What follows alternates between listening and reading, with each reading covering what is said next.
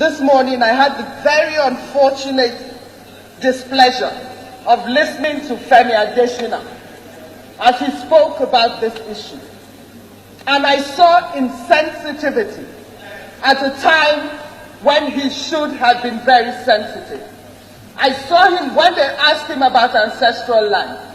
He said, it is better to live on top than in the ground.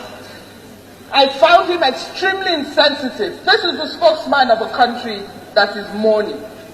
Mr. Speaker, sir, I have heard the narrative coming out of government. Government has said to us that the people who are perpetrating these crimes are not Nigerians. And yet in the same breath, government says to us to open up and live with them. Mr. Speaker, if they are not Nigerians and they're invading our land, then it means that we're opening up our land to foreign militia. It is war, Mr. Speaker. You cannot ask us to live with people in one breath and tell us that these people are not Nigerians. At the end of the Civil War, government had deliberate policies for integration. What were those deliberate policies? NYSC, federal schools, so that there would be integration and the children would grow up knowing that we were one country. I do not see any direct integration policies except to say, live in peace. Mr. Speaker, I do not believe that that is the way to go. In the words of John Fitzgerald Kennedy, he said, man must put an end to war, or war will put an end to man. That is our responsibility as government. Mr. Speaker, Babangida has to wake up to his responsibilities. If indeed these people are not Nigerians, then let us check the borders, let us check the porous nature, let us come up with serious programs of action against the proliferation of small arms and light weapons. Mr. Speaker, my colleagues have spoken about the security chiefs. I must lend my voice to that. Mr. Speaker, finally, my program of action is to us as citizens of Nigeria. I would ask that all of us go and watch 2 movies, Hotel Rwanda and One Night in April.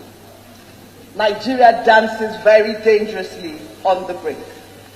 Then in Rwanda, it was the radio that made them dehumanize people. Now it is our telephones and social media. Social media caused the Arab Springs.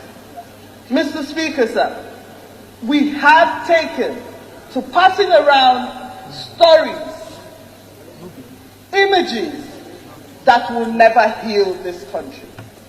I know that it is very painful, but let me say that over 80% of the users of social media are below the age of 30. 35% of that number are below the age of 18. Mr. Speaker, even if we were to stop the killing today, hatred, suspicion, divisiveness is etched into the DNA of the next generation. It will take this country at least 40 years for us to start to look at ourselves in the way that we did. I would ask that mainstream media should please have responsible reportage.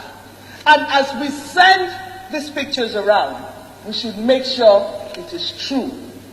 We should make sure it doesn't fan the embers of hatred.